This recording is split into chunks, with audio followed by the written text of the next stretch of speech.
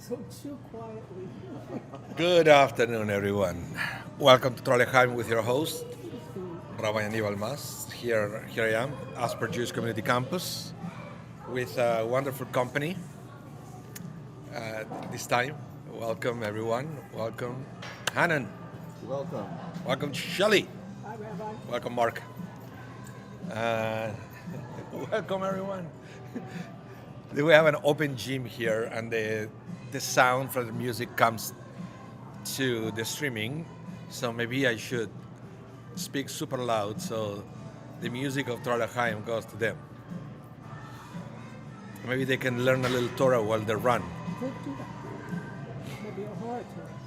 It was funny because I heard one congregant that he comes to the campus and he was on a treadmill just walking. I said, Rabbi, when I was walking, I was listening to, I was watching a show with one of these preachers on TV. I said, he sounded just like you.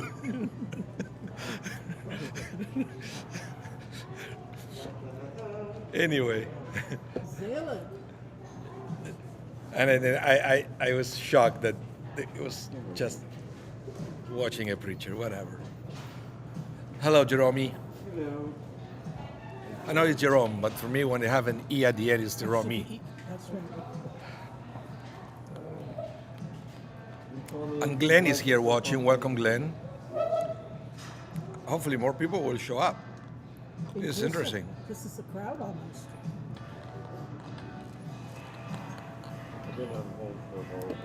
So we are going to start You just like snuggling up to your phone all the time. we are going to start the process studying for Pesach. There's never enough time, but the rabbis say that you should start preparing for Pesach right after Purim. It's not really a law, But it's a good idea. but it's a good recommendation, right? It was like the masks right after the pandemic. They were recommended, but not enforced. So, And I'm being brave and not wearing a mask Oh. today. or maybe we are brave that we are around you I'm without a being mask. really brave not wearing a mask today. So yeah, the recommendation is to start preparing ourselves for Pesach. So what is the first thing, Shelly? I will ask this to you too. Hi, oh good. So I'm in an online class here. Okay. But, I'll see you in Mexico. okay, do you have a ticket? No, I haven't. Me neither. Okay. Okay. So what is the first thing you have to do to prepare for Pesach right after Purim? Clean your No. house. No, that's not it. Well, that's the thing. The last minute before. The first thing to do. What is the first thing? Anyone online? Want to try? You can't think of it. Start growing your wheat. Figuring out where you're going to have your Seder. Where are you going to have it? Oh. How much room you're going to So basically, you start right away deciding, am I hosting Or or am I going somewhere else? How long do I have to wait to invite people before I Oh, find no, out? but Yeah. the rabbi said that decision has to be made right after Purim, okay? Number two, you stop buying chametz and you start eating everything you have in your pantry. No, I'm doing that now. But that's the idea. Immediately after Purim, it doesn't make any sense before Purim because you have the Hamantash and all stuff. Right? You've been reading my mind. I've already been looking at recipes and. But and no, counting but out how many the thing plates is, I'm gonna need. other than the fresh things that you need every day, you should go to your pantry and say, oh, I have, 4 packages of pasta, and I have this package of rice, and Use up what you have. Yeah. so what you do is you start eating whatever you have. Okay? And I guess it is part of the cleaning process. Because you have to realize that, and we are going to see it hopefully this class.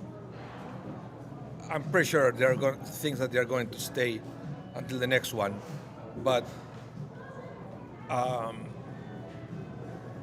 everything that you do not eat before Pesach, all the chametz that you don't eat that you have, then you have 3 options: Give it away. give it sell away, or burn Put it. it outside and burn it. Or let's say burn it, eliminate it. Let's put it that way. Eliminate it, right? Does the Sell it freezer- or give it does away. the freezer count? No. Well, if you said we are going to see, it could count, but you have to sell it. I'm going to explain and demystify the selling of the chametz. Okay? I usually just sell them. You don't sell yours. You sell it through me.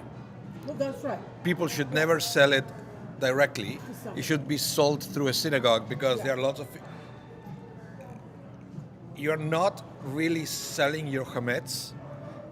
You are leasing the space where the chametz is stored with the chametz inside. Yeah. So it's a lease arrangement.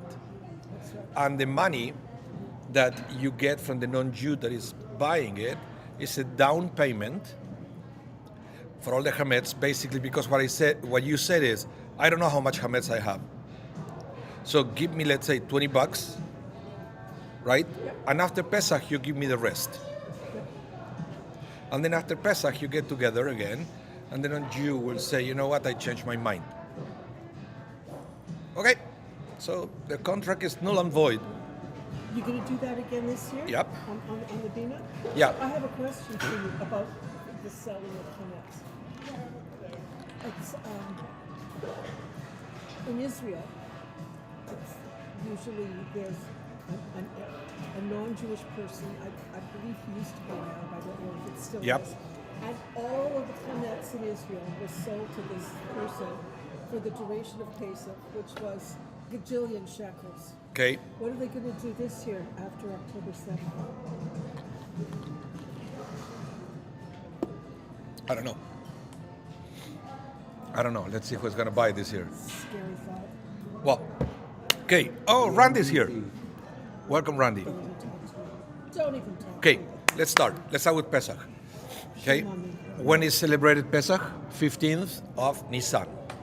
Nisan, remember, according to the Bible, this is the first month. According to the rabbinic calendar, it's the 7th month. We have basically two calendars. So, this year is the evening of Monday, 22nd of April.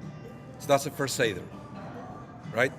And then the Tuesday, if you are outside Israel, second Seder. If you're in Israel, remember, only one Seder. Well, if you are living in Israel, if you're visiting, you still have to do the second Seder, and you still have the extra day at the end of Pesach. Same is for an Israeli visit in Winnipeg, for example. They have only 7 days of Pesach, not 8. And they have only one Seder because they're visiting. It's interesting, and for years, people used to argue. And I'd say, but we always Okay. had 3 Seders. And it was years before I was old enough or smart enough to think about why we had 3 Seders in my Baba and Zeta's house. The room was small, the table could only open so much and hold so many people, and there were so many family members who didn't have a place to go and needed to have a Seder. Let me tell you. We had a third Seder. What the third Seder, actually, I will tell you the real story of the third Seder.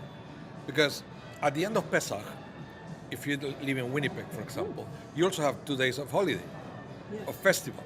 Yes. When you have a festival, you also have a special, the table for the last 2 days of Pesach shouldn't be any different from the first 2 Seders, except that you don't have what's called the keara, the special Seder The plate, wafers and all the right? other But stuff. everything else, so you don't have the 4 cups. No, You don't have the no, 4 no, cups. no, Again, for the end, you don't have the Yes, 4 yes. cups. Yes. You don't have the Haggadah. Yeah, You don't have the plate. egg and But the everything maror else and stuff. is the same. Right. So some people will actually do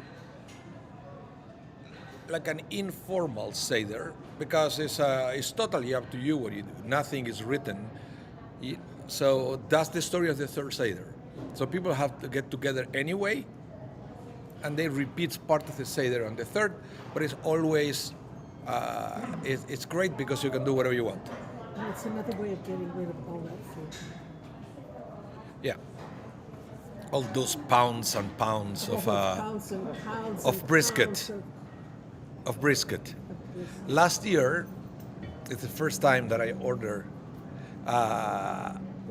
like a brisket here from the kitchen, and I didn't know how much to order. Is a kilo a lot? I don't know. 2.2 pounds. Whatever. means babkas to me. So I can't remember how much I ordered, but when I went to pick it up, Did you get up? You could get up. my from first- picking it up? my first reaction was, holy cow, how am I gonna eat? Because this is what happened. My wife is a vegetarian. That's right. My son, he's like a bird, right? So he had I'm not a little bit. I'm not a vulture, but a bird. And then we have like the whole week, and I had to put it in small containers, freeze it, and then I had brisket for Brisket for a freezes month after beautifully. Pesach. In fact, it tastes better after. So you can have an idea how much I order. This year I think I ordered better. So you either order a kosher brisket or whether it's No. And last year I ordered from here and a little bit from Chabad too. I wanted to try it. Chef Joel beat it. Totally different kinds of Yeah. kitchen. Yeah. Chabad was too garlicky. Okay, so let's go into Pesach. First thing you have to know is, as I always say when I'm teaching this in Choosing Judaism, right? This is my favorite question when I introduce a holiday or an observance to my Choosing Judaism class is it biblical or rabbinical, Right. right? So for them to start thinking and start, making a catalog on their heads, biblical, rabbinical. So Pesach is biblical, It is. For sure. but most of the observances that we have are rabbinical. That's what it is. Why do we have 4 cups of wine? Rabbinical. Why do we have a Haggadah? Rabbinical. Right? Why do we have matzah? Biblical. But you need to split your head. Put one on one side, one on the other. Right? Why do we narrate the story of the Exodus? Biblical. Vehigadita. That's why it's called Haggadah. Because the word Vehigadita, you should tell. What else? Why do we recline on the Seder? Why do we climb this way instead Rabbinical. of this way? It's rabbinic. Okay. It's a different angle of reclining. Yeah. There are other things rabbinical, but they are more in the side of tradition. Why do Ashkenazi Jews don't have lamb for the Seder? Have you noticed that we have chicken, Yeah. but we don't have lamb? Yeah. I always wondered why, because I always thought that having lamb at Pesach would be fantastic. Because lamb was the sacrifice for Pesach in the temple. We don't have a temple anymore, so we don't need lamb. So is that? But what about Sephardim? They do. They do. That's In right. remembrance. Sephardim are so lucky. In remembrance. The Ashkenazi, they considered that it was disrespectful to have a lamb outside of the context of the Paschal lamb. It's not fair. The Sephardim get all the good stuff. There are- That only for Pesach. There are households. Only for Pesach we are Ashkenazi, yeah. We are Ashkenazi the rest of the year, but we eat rice during Pesach. Anyway. Okay, so what is, I said Pesach is biblical. Let me read it. It's in Exodus, Okay. chapter 12. Okay, I will read it. The beginning. It says, Adonai spoke to Moses and Aaron in the land of Egypt and said, you are to begin your calendar with this month, which is the month of Nisan. And I don't know if you realize, guys, that the first mitzvah given to the Jewish people as a nation was, this is the first month. Even before all the laws of Pesach, the first mitzvah was the calendar. Because if I tell you this is the first month, you need to have a calendar to make sense of months. What about Shabbat? What about No, but the first mitzvah as a nation. And we consider that the people of Israel became a nation when they left Egypt. Up to that point, they were tribes. That they were a nation under the leadership of Moses. They never had a leader before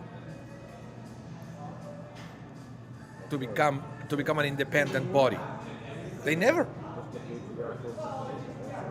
Okay, so let's continue. Okay, month.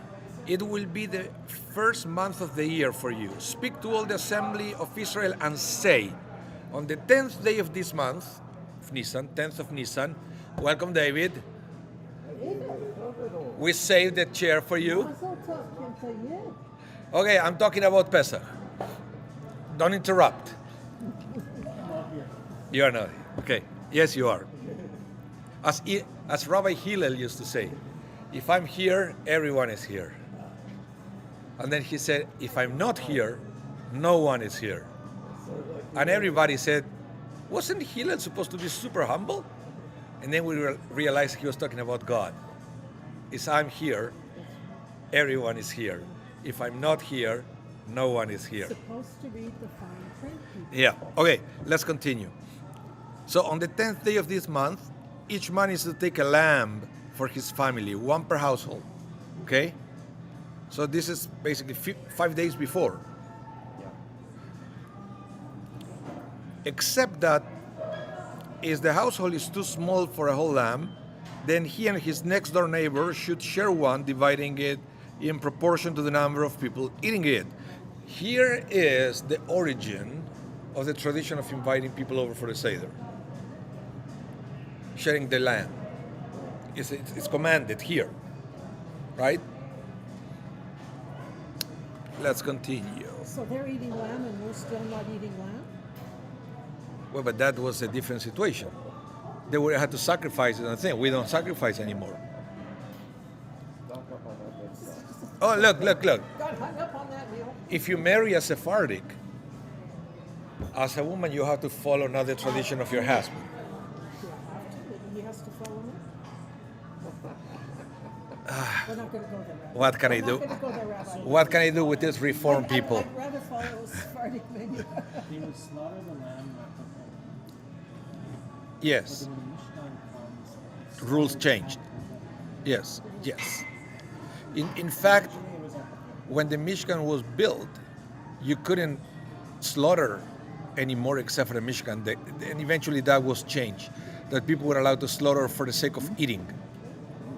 Before, basically, you have to slaughter there because it was almost like a tax of every animal slaughter had to go to the priests.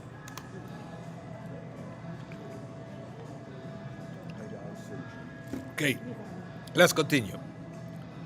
Your animal must be without defect, a male in its first year, and you should choose it from either the sheep or the goats. Okay? You are to keep it until the 14th day of the month. So then here is a question. Why those 4 days that you have to have an animal? It was like tied to your house, but at the whole view of everybody. One explanation is it was an act of faith. You would be nice to the animal.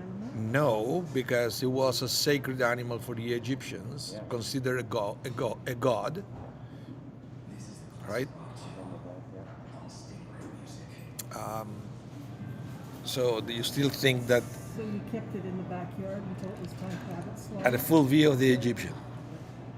It's a test of faith to the Israelites to see if they were. That's like, I don't know how to translate it into English, but in Yiddish you'd say farflatzing and yenem and which would be basically almost slapping someone in the face, Yes. throwing dirt in their face. Pretty much. Okay.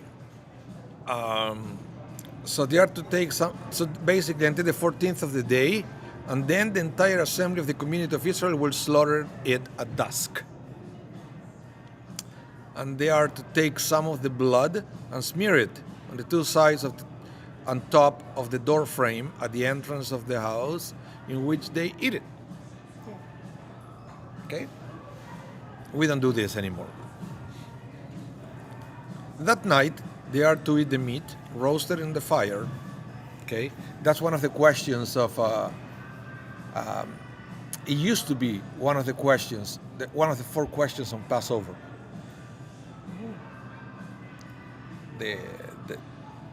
The roasting of the lamb. Then when we stopped having lamb, the question was removed. Question. and it was replaced for the reclining one. The reclining one was not part of the original 4 questions, if you go to the Mishnah. Because it said that night they are to eat the meat roasted in fire, and they are to eat it with matzah and maror. So basically the original question was, on all other nights we eat lamb, either roasted or boiled. On this night, only roasted. And that question disappeared, was replaced by reclining. Now, because it said, don't eat it raw or boiled, but roasted in the fire with its head and the lower parts of its leg and its inner organs. Let nothing of it remain till morning. If any of it remains, burn it up completely. Okay? There would be a lot of people pressing to make sure that they weren't wasting anything. I don't know, probably smelled pretty good, the neighborhood that I night. would think so. I learned something interesting, believe it or not, was that the seniors program at the Civic Center, and I learned all about Easter. About what? Sorry? I learned all about Easter at the Civic Center, the seniors Oh. program. And the question was, on the trivia thing, it was, why ham? And they said, the original Easter was celebrated with lamb. To recognize the Last Supper was the Passover Seder. Yeah. It got switched to ham because all the ham that was cured over the winter was ready in the spring. The lamb Okay. wasn't readily available. But they also, Easter was originally the lamb as well. Yeah, that's right. That's right. Excellent. If you look at some of the old drawings and paintings, yeah, you're right. So I have a question for you about the fear cautious, the 4 questions. There's a whole conversation for the last, I don't know how many decades, and maybe before, about the 5th question. Yes. So what is it and why? I don't know. Sorry, hold on. Somebody's calling me and I didn't put the focus here. I had to put my thing on do not disturb. Okay. The 5th question is talking about the deliverance. So it's talking about the messianic times. That's what we don't ask it now. Okay. The same with the 5th cup. It's We sitting don't in touch the it. middle of It's the sitting, but we table, don't yeah. touch it. Right? Swears a kid. The question is floating around, but we don't say it. Okay, let's continue with the description of Pesach. Next verse. Here is how you are to eat it, the lamb. With your belt fastened, your shoes on your feet, and your staff in your hand. Shoes in your feet. Okay, Rabbi, I'll put it back on. This is Xavier, something. Yeah, Shelley has the nickname the barefoot governor. That's right.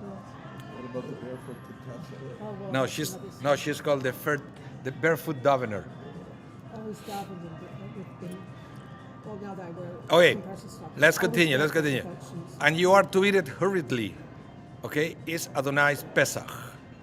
For that night it will pass through the land of Egypt, and for that night I will pass through the land of Egypt and kill all the firstborn in the land of Egypt, both men and animals, and I will execute judgment against all the gods of Egypt. I am Adonai.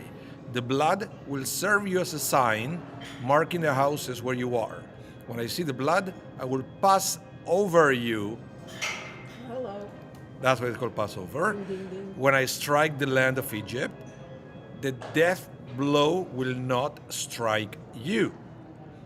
This will be the day for you to remember and celebrate as a festival to Adonai from generation to generation. What does it mean, this, from generation to generation? It means it's not a one-shot thing. That there were many other things that it was like a one-time thing. Like, for example, painting the doors and thing is just for that generation. But the eating the lamb is from generation to generation. You are to celebrate it by a perpetual regulation. It means even when you enter to the land of Israel or when you're not there, you still have to celebrate Passover. I got a question. Yes, Jerome, what's your question? Earlier on, you said in your statement, it said, I will pass judgment on the gods of Egypt. Yes. That acknowledges that the gods of Egypt existed. Yeah, no, it acknowledged that they believe in something that they call God. I said, I'm going to show them how it's nothing. Hashem is basically saying there are no sacred cows, and I will pass judgment upon them too. Sacred goats. So about doors, painting doors. Yes. So, like, blood on the door, I understand. We do the mezuzah on the door. Yes. And at Hanukkah, you don't see it here, but it's so Yeah, we bloody put the cold. Hanukkah But by the door. But certainly in Israel, you see people sitting on their front steps and on their gates. There's a Hanukkah on Canada. Why doors? What is It's the entrance. That's it? The entrance. Okay. Yeah. The entrance of the I house. was looking for something deeper. No. Silly me. Let's continue. Now, this is one mitzvah. Okay? And you see that it says there even that you have to eat it with matzah and maror, right? So then eventually the Freeze on. the Torah expands a little bit on that. And it will say, matzah is to be eaten throughout the 7 days. Neither chametz nor leavening agents are to be seen with you throughout your territories. Okay? So the fact that it said not to be seen, that is also not another reason why when we sell the chametz, we put it only one place, we lock the door, and it's not even visible in our house. Even though it's there, it's not even visible. Okay? Now, the other thing you have to remember, and this is one of the biggest confusion of the year, that there are two different holidays overlapping. One is called Chag HaPesach, Festival of Pesach, and that is the eating of the lamb on the table, right? Remember with the belt fastened and the shoot. That is Pesach. The day after, Pesach is over. So Pesach is one night. Chag HaPesach is one night. The rest of the week is called Chag HaMatzot, the festival of the matzah. In this day and age, Chag HaPesach, Chag HaMatzot, they are synonyms. We are going to see there are other names that the rabbis put it. But back in the day, there were two separate things, independent from each other. Okay? Well, they still are. It's just that we smush them together, don't we? When we greet people. No, the confusion is because the mitzvah of the Pesach, it says you have to eat it with matzah and maror. Okay? But then the day after, so 7 days you have to eat matzah and not have any chametz. So we extended to the night of Passover as well, because you have to get everything ready. You can't do everything in between holidays, so you have to get it ready before Pesach starts.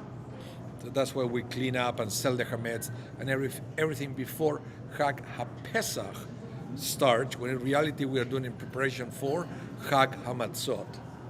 Yes. And then there is a little bit of a controversy there.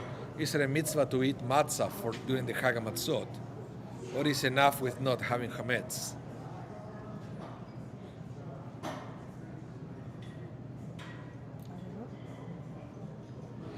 The truth is, it is a mitzvah to eat matzah during the Seder, but during Chag HaMatzot you don't have to eat the matzah. The mitzvah is not having chametz.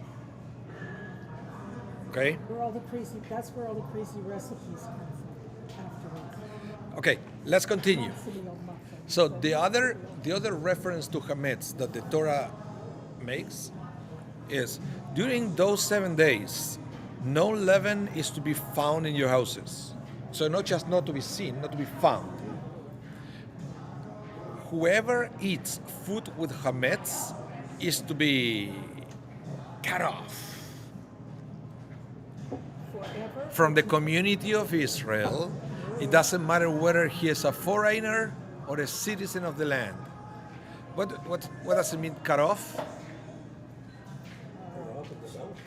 Ostracized. Ostracized. No. Cut off, in this context, it's coming from the Hebrew word karet. But karet means spiritual separation. So basically means if you eat chametz, So you're shunned. God is cutting. It's like it's not looking at you You're shunned. But only for the period of Pesach or forever. forever. But No, forever? Really, forever? Well, you have to do teshuva. This is one of the reasons why we do teshuva, to repent for stuff like this, right? But it's nothing that the community will do to you. It's between you and God, the karet. Or whoever wants to It's help. between Yeah, you okay, and God. gotcha. Yeah. The community would distance himself. Yeah, but technically, the karet it's been misunderstood. No, but it's been misunderstood, and that's why sometimes we have the concept of shunning somebody, but it's coming from the bad translation of the concept of karet. The karet. We have a lot of these very strict punishments, and then there's always, the rabbis think it's also possible to oppose them. Yeah, well, but there were one was karet, that it was between you and God, right? And the other one was actually the stoning. That it was more serious because there is no way to repent from that. Once they kill you, they kill you. I mean, I was taught that Spinoza was really the first person to ever, in Judaism, to ever really be excommunicated. The what? Sorry, And Spinoza. was the first person No, to no, no. actually be publicly There were more public. That is different. That's like That is nailing different. on the church. Yeah, the version of nailing on the church door. Excommunication is a different thing, and it was always there, but it's a rabbinic thing. It's yeah, that is a rabbinic thing, excommunication. Let's continue. So remember, I mentioned that there is a confusion: Chag HaPesach, Chag HaMatzot. Yes. We have different names for the festival. So we have Chag HaPesach, okay, which means Feast of the Paschal Lamb. It has nothing to do with the angel of death passing over.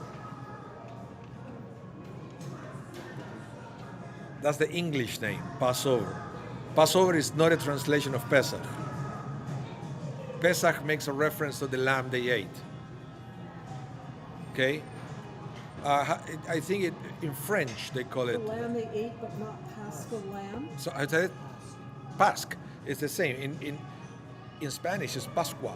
It's the Yes. same thing. It does not make reference to the long Passover. Passover. I don't know whether it is mentioned in the same verse, but there are two different things. So in English, we call it Passover. So Chag HaPesach, Feast of the Paschal Lamb. It refers to the lamb or goat, which was designated as the Passover sacrifice, Korban Pesach. It also means he passed over, right? But that's the second thing, in reference to God passing over the houses of the Hebrews during the final of 10 plagues in Egypt. Okay? Second name, Chag HaMatzot, Feast of the Unleavened Bread, because of people who left Egypt with such haste. There was no time to allow baked bread to rise. Right. But it's not only that, because then you go to the Haggadah, and then you realize that the reason the Haggadah gives for the matzah is different.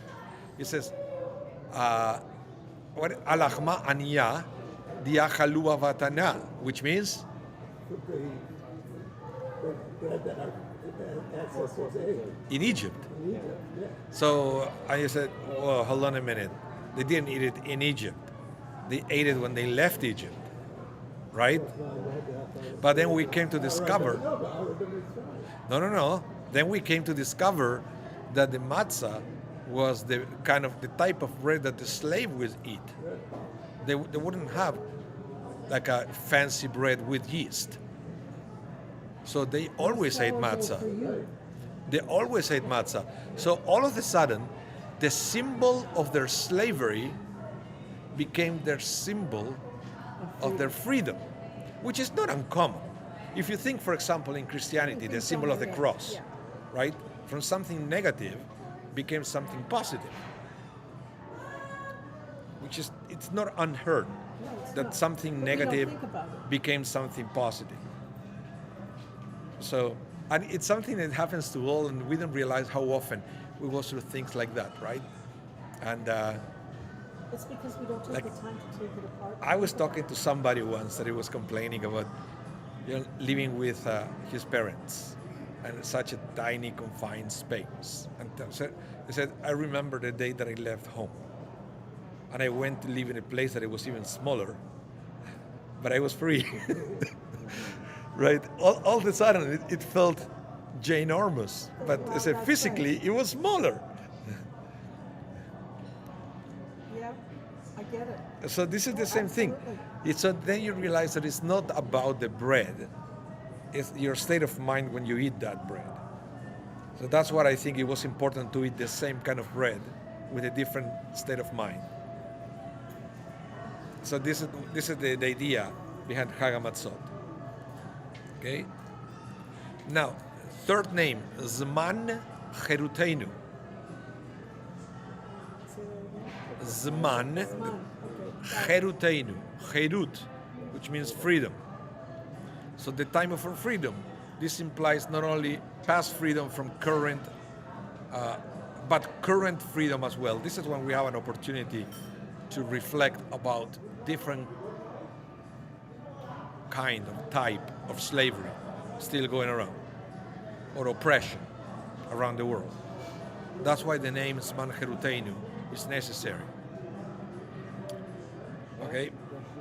Yes. Related to Pesach, the whole concept of slaves building the pyramids. Now that we found archaeological remains showing that the people who built the pyramids were actually buried with honor. Some of them, not all of them. Only Yes. Some of them. Some of the builders of the so what's the question? So It was how the does that engineers and the architects. How do we reconcile that with the building as the slaves building We and did, people being honored for building? because we Jews weren't in the honored class. Those were the professional class, the Yeah, design. not the Those were slaves building it. Here, we're talking to Yeah. anthropologists, archaeologists, ethnographer. So those were the intelligentsia of the workforce. They were the And engineers and so, the astronomers. And Guys, we have one more name for Pesach. It's got to face this way. That is Chag We HaAviv. got crushed between the stones, nobody was doing. Pesach is Chag HaAviv, which means Festival of the Spring. Now, although it's not clear what HaAviv actually means in that context, it means the how you call it? It's a summer solstice. The winter solstice and the summer solstice. And then Or there's, the- well, are you thinking the equinox? The Equinox. the Okay. equinox. But it seems that the Chag HaAviv it makes a reference to the equinox. Yeah. So that might be what because when it said festival of the Aviv implies that Aviv is a phenomenon, It is. right? It's just about the grammar of the thing. Well, since In they- this day, modern Hebrew, Aviv means spring. Yes. Okay? They're almost at the same time. Yeah, but They're just almost saying. At the same time. Just saying. I So mean, you know, that's why I said the most common translation of Chag Aviv is the spring festival, because they left Egypt during the spring season. Okay? certainly when you're in Israel, you're not that far from the equator, so the sun isn't going to do a heck of a lot So yeah. Okay. compared to my friends. So let's continue. We're still waiting for it. Now we are I mentioned at the beginning ways of getting rid of the chametz if you are not able to eat everything between now and Pesach. What do? Oh, I wish it would be that easy, right? You have three things and you have to fulfill the three of them. Of course, you can give it away, whatever you want, but rabbinically speaking, there are three steps that you have to fulfill before Pesach. And that is written at the beginning of every decent Haggadah. You have all the explanation there. Number one, you have to do bitul chametz. Bitul, which means nullification of ownership. And that is a declaration. Then it's mehirat chametz. That means that you have to sell. You have to sell the chametz. Okay? And the third is bedikat chametz, which is the searching and destroying Going through the house with a, by with a burning, feather. of the chametz. So regardless of what you do, if you donate, you eat, or you made or you sell it to somebody for money, like it's yours, you have to go through the three steps before Pesach. Started using a feather, and the some people save glue left from Sukkot, you use it for the mini cuts and then Yes, yes, to bridge the yes. holidays. Yes. Now, Yeah. let me tell you something, Makes sense. and that I was asked before. I said, well, if I got rid of all my chametz, do I still have to sell it through a synagogue during Pesach? Yes, because you're also selling the chametz that is attached to utensils. And they say, well, can't I just sell the utensil? Let's say you use a loaf pan that okay you the use. fry pan that you do their French toast, right? Even if you wash it, it's considered that particles of chametz are attached to that fry pan. Okay, and then you don't sell the fry pan. When you sell is the chametz inside. They say, why don't you sell the fry pan? What's the problem with selling the fry pan? Because Someone else has used it and non-kosher. Nope. Problem is, you sell it to a non-Jew. When you buy it back, you're buying a have to utensil. kosher it again. You have to kosher. You have to take it to the mikvah. It's not a koshering. It's a different kind of thing. It's koshering by water. yes, That you even do it with new things. yes, So if you buy new fry pans or pots, yeah. you have to take it to the mikvah to do the atal. It's called mikvat kelim. My mom used to always, at Passover, take all the dishes downstairs and bring new dishes. Yeah. Yeah. That's what you do. So, but again, that's why if anybody asks you, that's why even if you think you have no chametz at home, you do, and then you have to fill up a form of selling of the chametz through a synagogue to fully fulfill with all the three steps before. The other two, the bitul chametz is oral. You say it at home. It's in the Haggadah.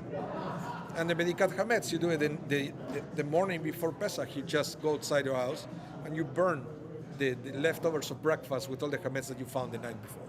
Okay? 350 selling the chametz.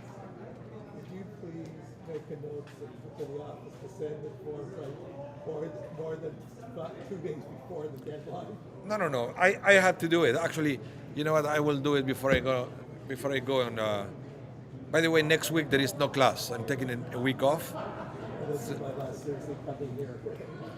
Haven't seen you for a few Thursdays anyway. Okay, let's continue. I only I come here Come on, guys. because of the baby. So is this a symbolic selling? No, it's legally binding. So is there actually exchange of money? Yes. Yes. Yeah. I do it. Okay. Let me. It is symbolic, but it's not. It's a 4-page document. I do it every year with whoever is at whoever is the head pastor of Bridges for Peace. Okay. Many synagogues sell arrangement with a church for someone to sell their I used to do it with I used to do it with Peter Fast, and now I'm doing it with Gary Sargenko. Okay, he comes to Temple Shalom or Shari Zedek before, and we go live. So because you need witnesses, I still have 2 witnesses in person, and then I go through the contract. That it's and I say you will give me the down payments and things and establish after Pesach we're meeting together, and then you're gonna give me the rest of the money. Because I get all this letter from my congregants. I don't know how much chametz I'm selling.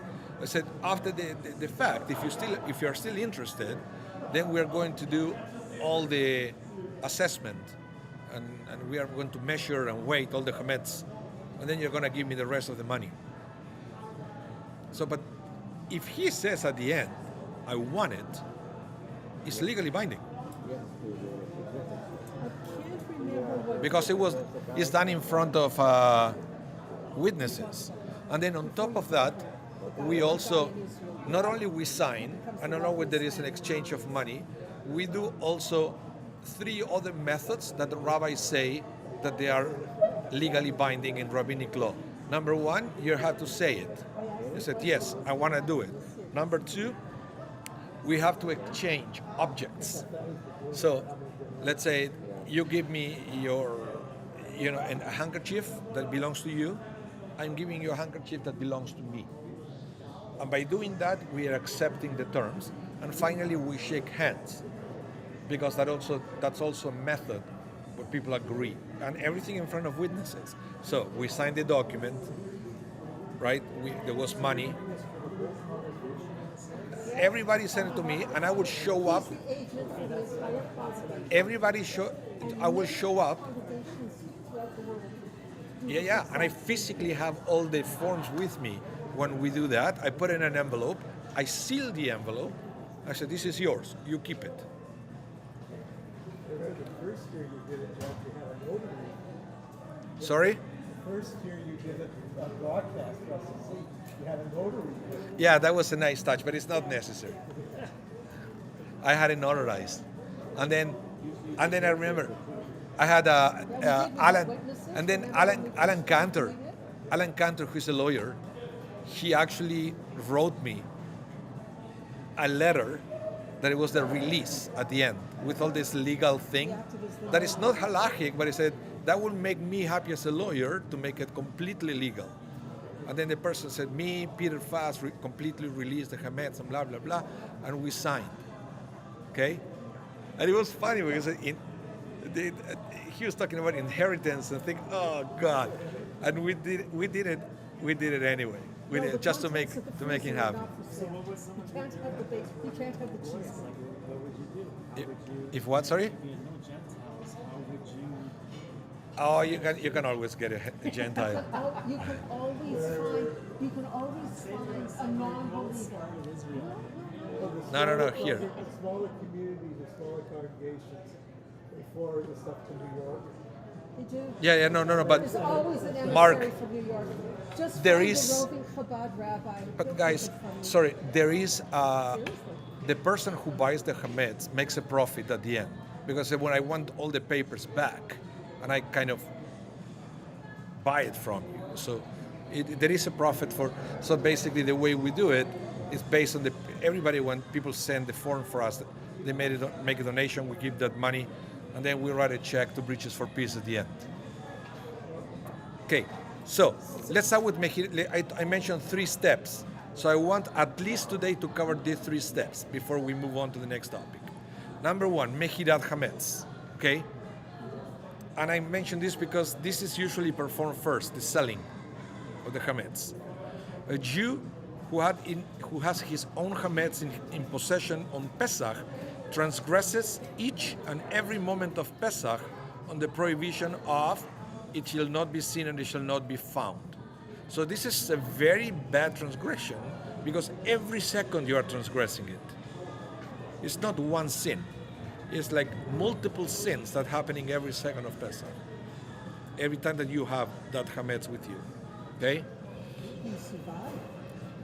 And then you are prohibited from benefiting from such Hametz forever. Let me give you an example. Let's say that you forgot or you didn't do the selling of the Hametz, right? But you have some fine scotch at home.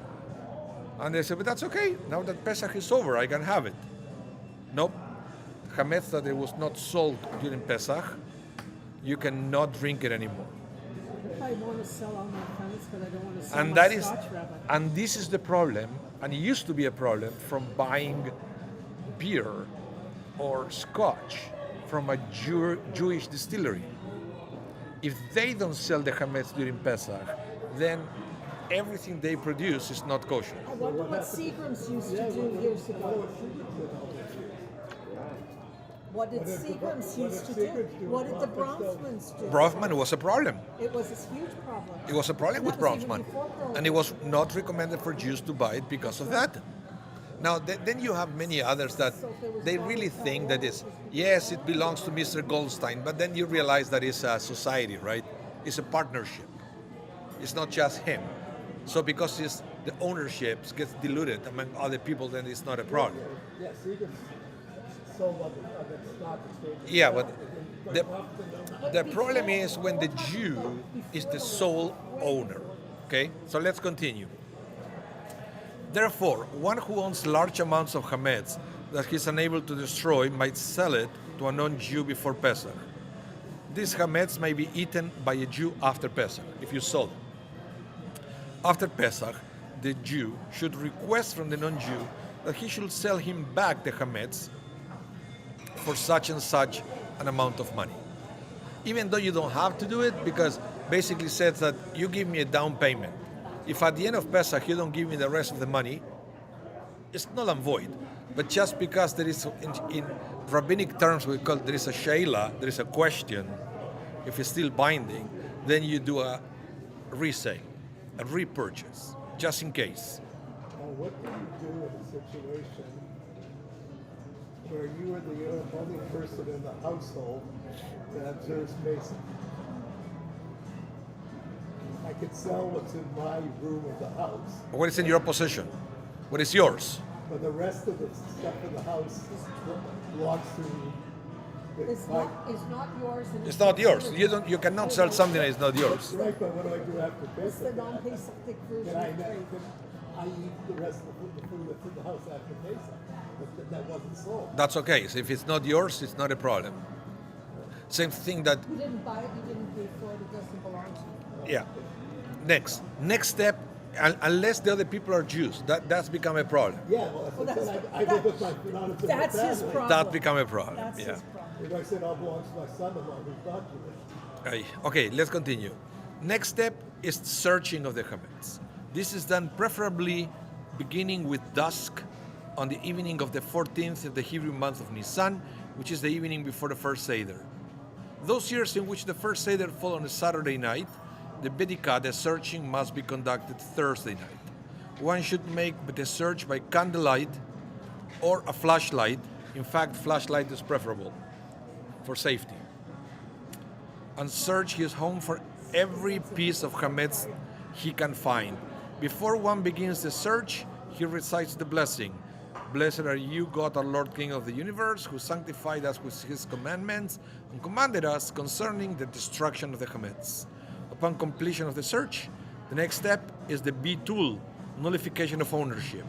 There is a formula called Kol Hamira, which is recited all chametz or leavening, which is in my possession, which I have not seen or I have not removed, or whose existence I didn't know about, I am making it null and void.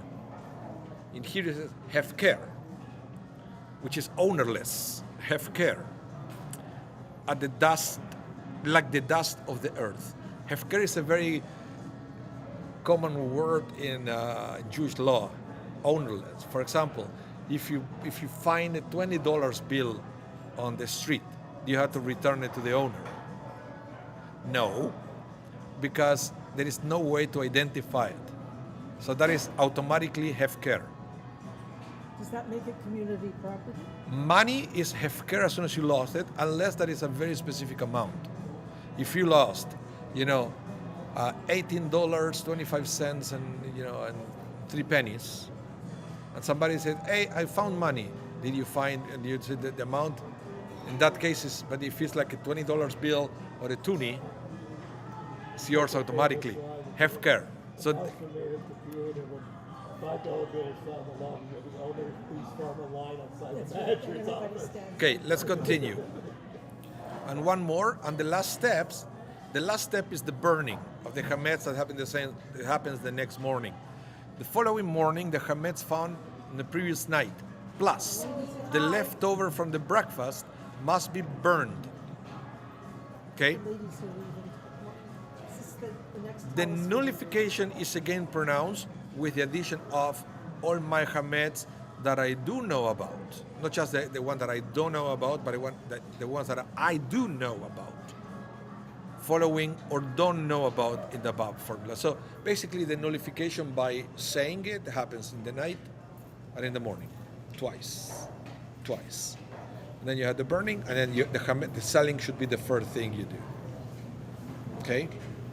The lower in there it says you have to use a feather. A what, sorry? A feather. No, that's what we do it. And then next class we're going to You could use it after. next class we're going to start with kashering of the kitchen, which is the Then don't you leave it out in the house after? Because it'll be in. you will see Kashering of the kitchen is the other thing that you need to understand the different methods. Okay, there are different methods to kasher your kitchen. The general rule is you use the method that is usually used to cook. For example, if you use the pot that you use to boil eggs, what do you use to kosher it? Boiling water, right? Theoretically, if you have a dishwasher, you just put everything in the dishwasher and No. run it through a couple times. No, not for No, that. No. Not for that. For that, you have to pour boiling water. Just boil water. Things that they go, other things like the element of your range. How do you kosher it? By fire. Okay. So in this case, if it's electric, you turn it on, you leave it 5 minutes or so, at max temperature, and then it's considered kosher. If it's the old school gas, you need a blowtorch, I remember and then you go with the blowtorch until it's red. Then what's with the tinfoil on the counter? Well, that is that's for Shabbat. basically That's for Shabbat. no. What happened Keep is it clean. if you have a granite countertop, it's not kosherable. It's not. I don't know if it's such a word, but I'm gonna say it. It's not kosherable. You cannot be made kosher anymore, okay? Because the stone absorbs. So then you have to put the tinfoil to cover it, and then after you wash it the best you can, but then you have to cover it. So what about the man-made plastic stuff that's made to look like stone? You have to cover that with a leather too? But it depends because there are some. Well, some of the There is a. made by DuPont. You know? Sports and there's port site. Okay, guys, thank you so much for tuning in. Next week there is no class. Okay, next week there is no class, and this class is going to be rebroadcasted tonight at what time? 8 o'clock Central Time. Thank you, everyone. Have a wonderful rest of your day. Stay safe, and see you again in 2 weeks. Look, if I do this, let's see if. There you go, with the balloons. And if I do 2, let's see if it registers. And if you do this, very nice. Thank you, guys. Bye.